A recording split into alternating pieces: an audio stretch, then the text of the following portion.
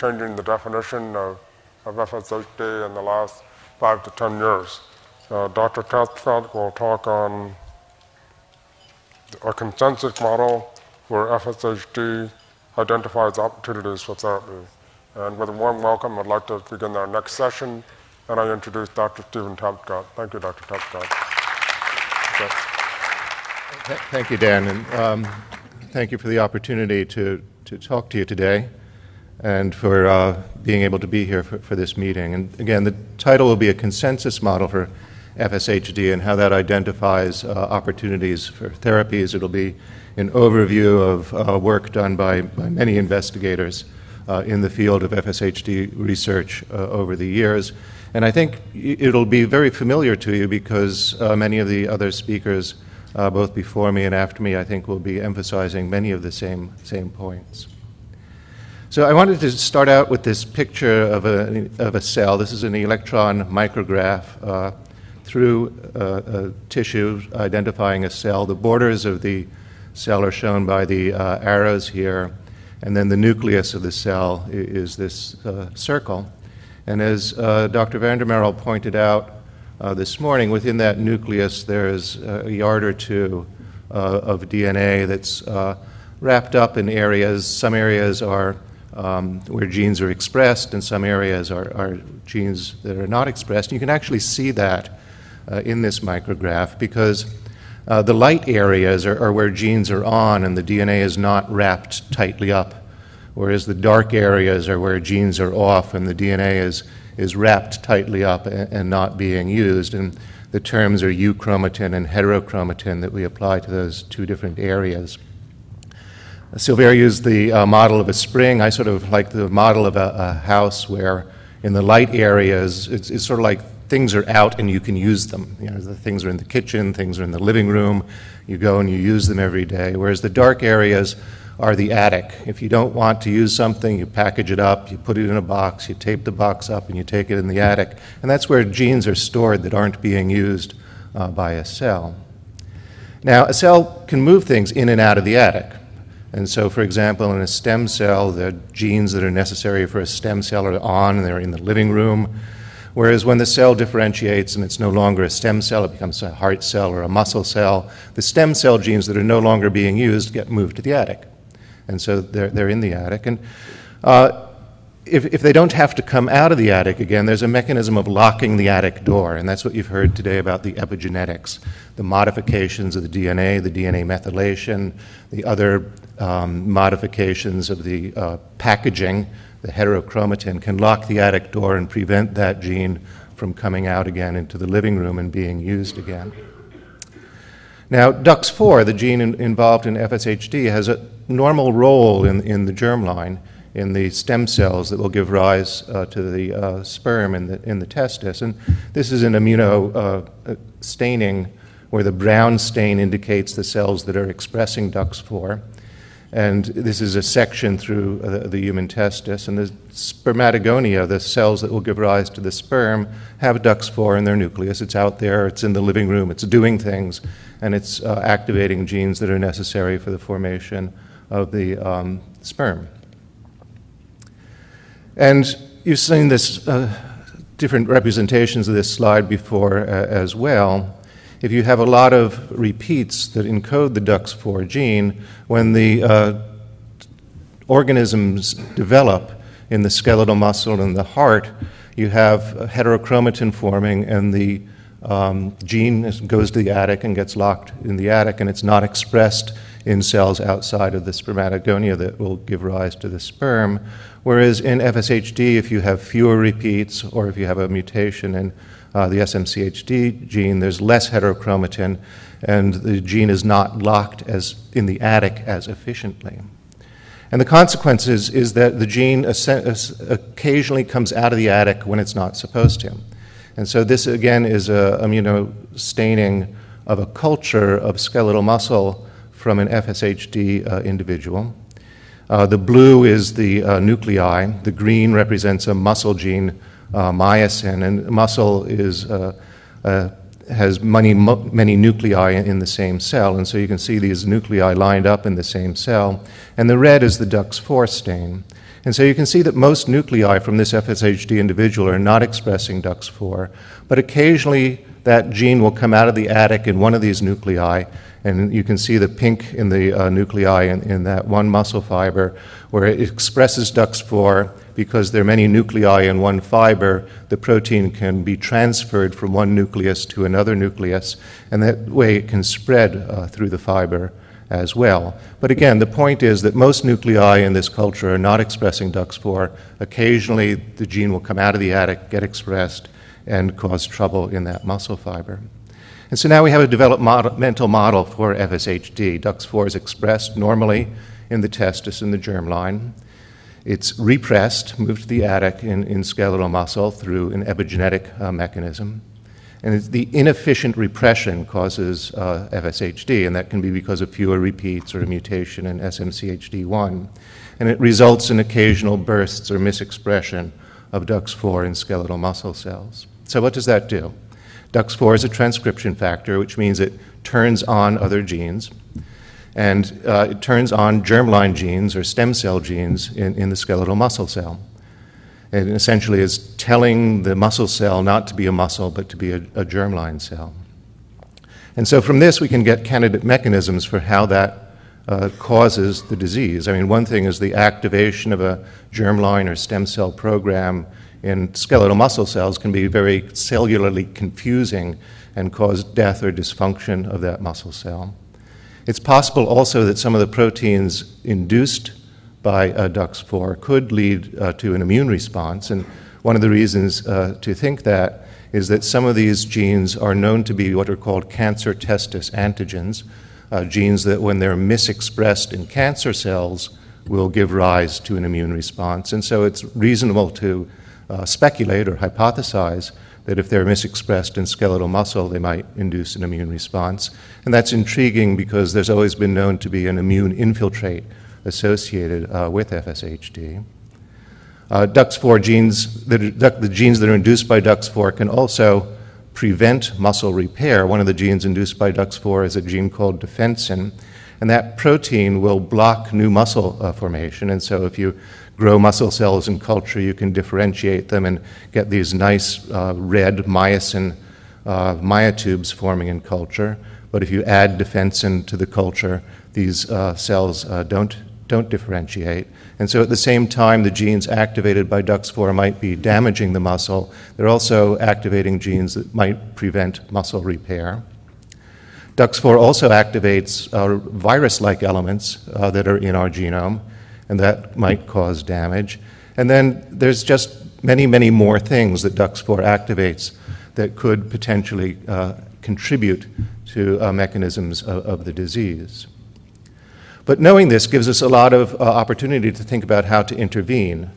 One thing is just to suppress the expression of the DUX4 RNA. And you heard from Peter Jones earlier that this raises a lot of opportunities to use what's been done in epigenetic therapies and other areas to apply those to suppressing DUX4. And one category is just general enhancement of chromatin repression. And there are many drugs in clinical trials now that are being used for cancers, rheumatoid arthritis, and other diseases that are targeting epigenetic mechanisms, and those could now be applied to FSHD.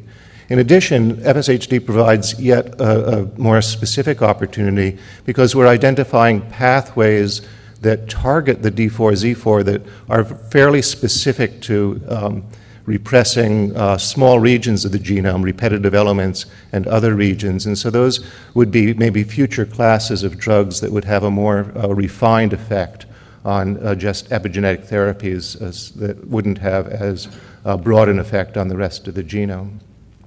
The next thing you could do is to try to target the RNA for DUX4. You could degrade the RNA, prevent its translation, affect its splicing, and I think you'll hear more about that in some of the later talks today, and you can use either small RNAs or small DNAs to target it or small molecules to target the RNA. You can try to block DUX4 protein activity by screening for drugs that prevent DUX4 from activating genes, or you can try to interfere with the pathological mechanisms that are causing the disease downstream of DUX4. And there, as I pointed out, multiple candidate mechanisms that can be targeted, but one of the questions is we don't know at this point which ones contribute most to the disease process. And so I would draw a line here in saying that the 3 bullet points above the line, if you achieved any one of these, a drug that would do any one of these, we're fairly confident you'd have a significant impact on the progress of the disease. The ones below the line are really experiments at this point to try to determine what the major pathophysiologic pathway is that causes the disease that could then be targeted.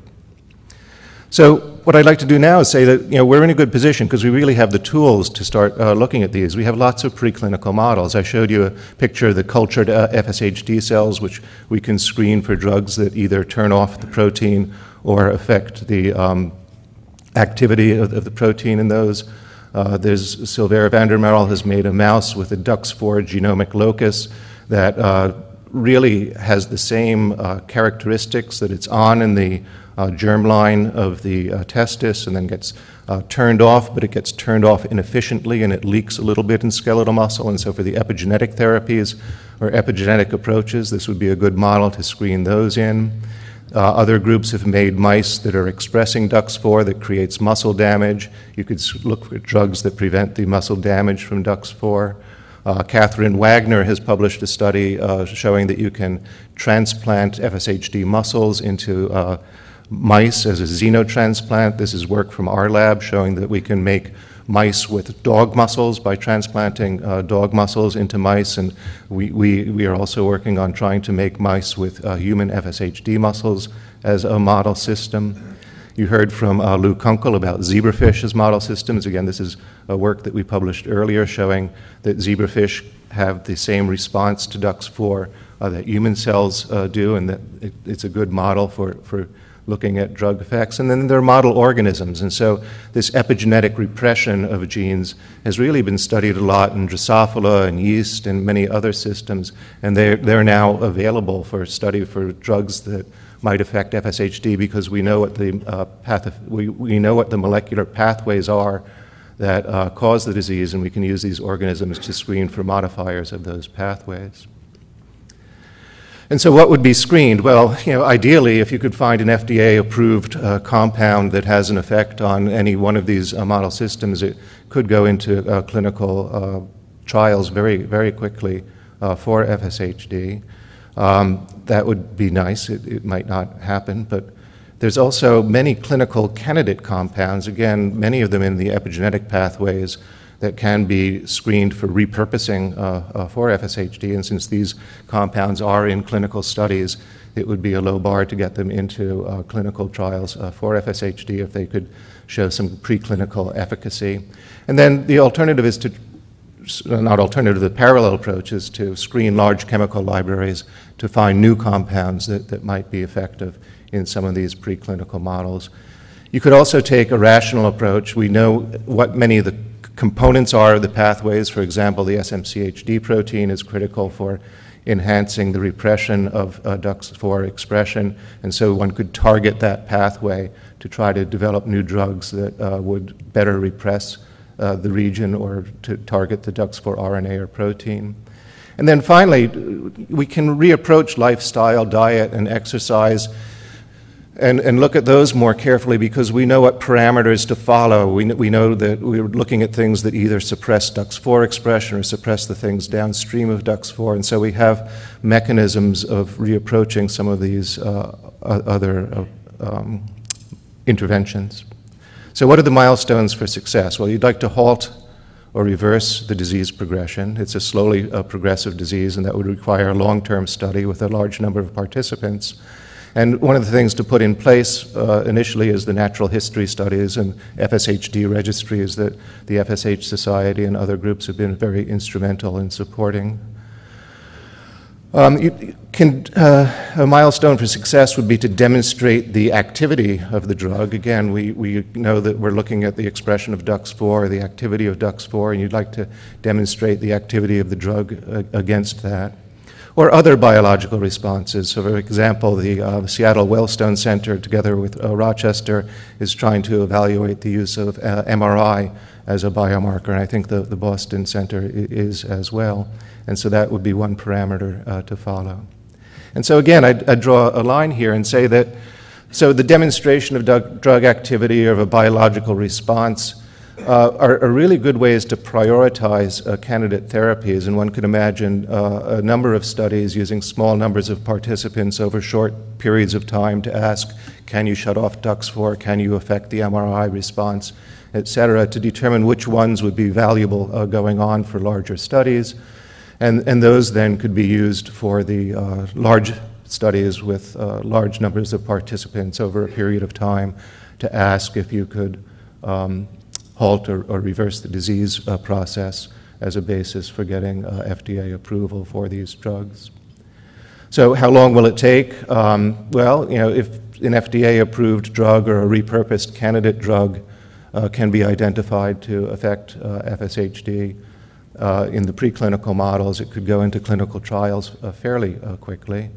If not, if it's a matter of new drug development, it might take a longer period of time, and in many cases, the initial drugs may be only marginally effective, but they would still be a basis for improving drug development. And so when will we start? Well, we actually have made a lot of progress, and it's really thanks to the people in this room. We've developed the patients, the society, the working of both the scientists and the advocacy groups together.